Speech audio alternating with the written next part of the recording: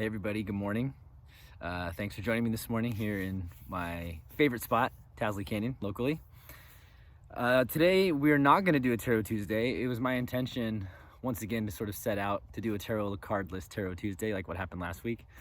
But it seems when I sat down for meditation today and checked in my own meditation and then meditating on what message wanted to be delivered for the collective, it seems the nature of these exchanges is going to change.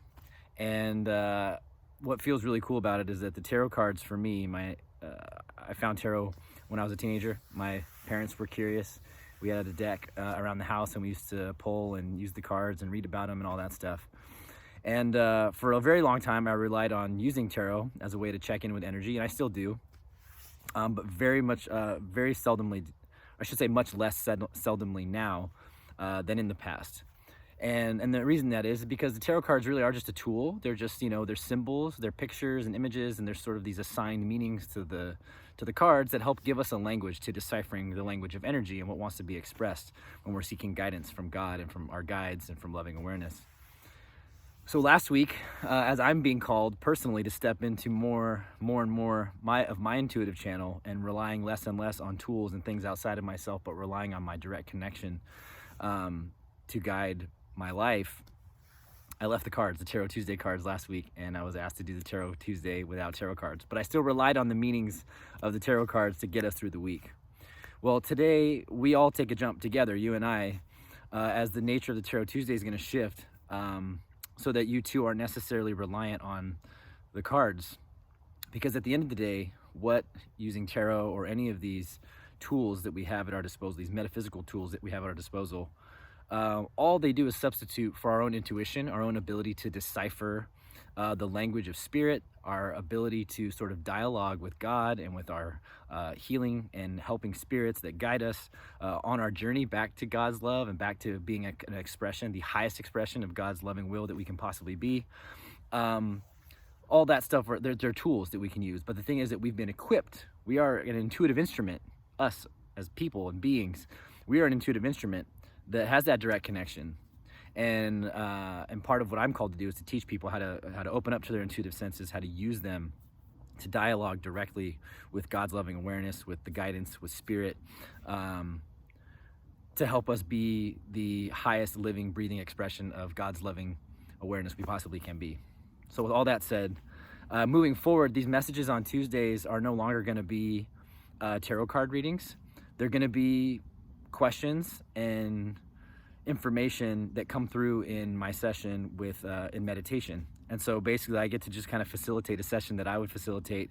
I get to be the liaison and the bridge between it. And so today, what wanted to be brought to our awareness, this very interesting image come into my mind, and it was it almost looked like a bull, kind of like the skull. And it was like directly opposite. It was like directly opposite of me, right? So it was the polar opposite. We were on opposite ends of the spectrum. And that was my point of view. But on this side was light, not unlike the sun that is rising behind me right now. That's not staged. That's the sun actually rising behind my head. And this image, right? And I asked what this was. And guidance said, talk to them about leading us from spiritual death. So when I dug into that a little bit more, what wants to come through today and what Spirit wants to put on your radar and wants you to think about is how you can be a leader, how you can be a shepherd in your own life and in your own awareness, away from spiritual death and moving into a loving divine communion with God. How can you be an instrument of God's highest loving divine will through your lived expression, through your beingness?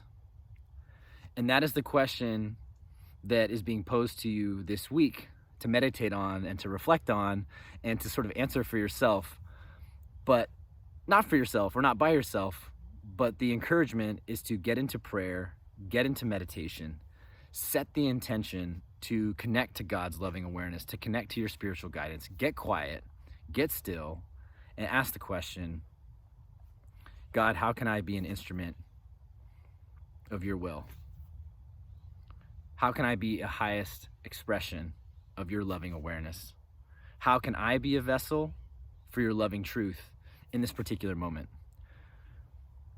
Because the other thing that get dropped in on me is that what we see going on collectively is a reflection of what we go through individually. And in my practice and in my journey, we have to recognize, we look at the world outside of us and we like to think, oh wow, the world is so screwed up. There's so much division, there's so much hatred, everything's falling apart, there's corruption, there's poverty, racism, and all this stuff. And yes, those things are real and it is true. But all that stuff is a reflection and is a reflection of the spectrum of humanity that exists inside of us.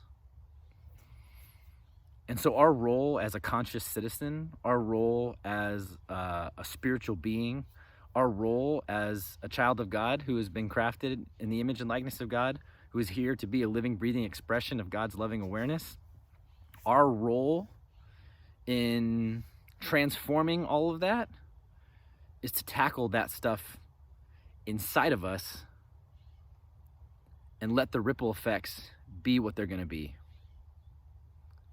What do I mean by this? Dr. Martin Luther King Jr. said there are three evils in society: poverty, racism, and war, which I will sort of tweak the war one and just call it violence, right? And violence of any kind, in my view. Intellectual violence and coercion, which would be like manipulation, emotional violence and coercion, which is also manipulation, physical violence and coercion. That kind of fits under that bucket of war, I would say. But Dr. King says there are three evils in society: war, poverty, and racism. So, as conscious beings, as children of God, what can we do to transform poverty, racism, and violence in our culture?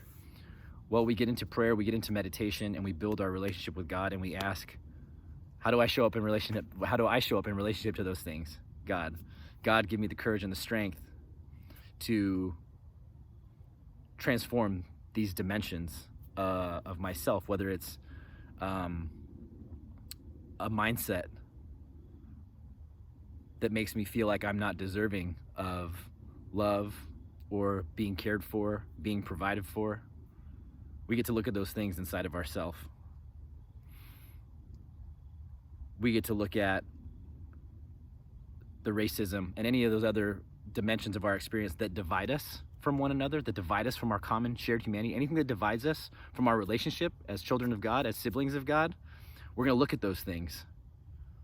But specifically in our country, because it's so embedded in sort of the laws and the structures and in our conditioning, we have to look at it and ask God to show us our way out of that, to give us clarity around any kind of racist thoughts, beliefs, actions. We ask for clarity on those things in our meditation. And when it comes to violence, we ask God to show us where in our life are we violent? How can we transform that? Give us the clarity to transform that part of ourselves. And in turn, as we do that work on ourselves, we're going to start to see the path forward as far as how do we transform that in our culture and in our society. So the message this week is really about looking at the outside world. And if there's anything in the outside world that bothers you, that disturbs you, that moves you in a particular way, go inward and ask God for clarity on how that is a reflection of something inside of us. And what can we heal inside of us to show up, to be a higher expression of God's love in relationship to these things? That's one dimension of it. The other dimension of it is, even though we're doing this work on the internal, we still exist, right, with the world, and we still engage with the world on the outside, and we're in relationship to the world outside of us collectively. So also think about asking God, how do I show up in relationship, in your truth, in your love, and in your wisdom? How do I show up in relationship to poverty, racism, and the violence that I see outside of myself? Who do you want me to be in relationship to those things? And ask those questions. And when we start to ask those questions, we engage in this process of asking God, how can we be a vessel for God's divine loving truth? And we open up to all the ways that God talks to us, not only through our intuitive senses and our intuition, but through channels and guides, through songs. Learning to speak the language of spirit is a lifelong endeavor.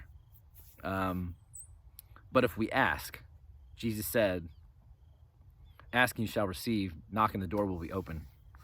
And a lot of times we forget to just ask for the clarity, to ask for the guidance, to ask to see things from that divine perspective so that we can step into whatever possibility and potentiality that God puts in front of us.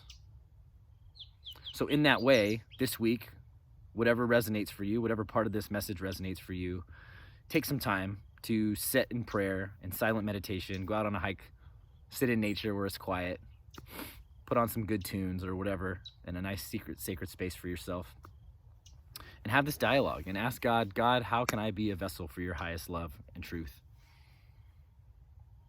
And it's this process of asking questions and being open to guidance and opening up. It's through that process that you personally are going to help lead yourself and the rest of the world away from a spiritual death and into a spiritual communion with God's loving awareness. And that's the essence of the message today, is that you get to be a vessel for God's loving awareness by simply setting that intention to make the connection, to ask, to open, and to listen, and sort of respond accordingly. You get to do that. You get to help lead yourself in collaboration with God and your spiritual guidance. You get to lead yourself out of the darkness and into the light. You get to lead yourself out of the spiritual death that is sort of, the path that gets us there: greed, avarice, violence, anger, channeled destructively, judgment, those really heavy, dense vibrations, fear. If we're being driven and motivated by that energy, if that's what dominates how we interact and engage with the world, then we're kind of on the fast track to spiritual self-destruction.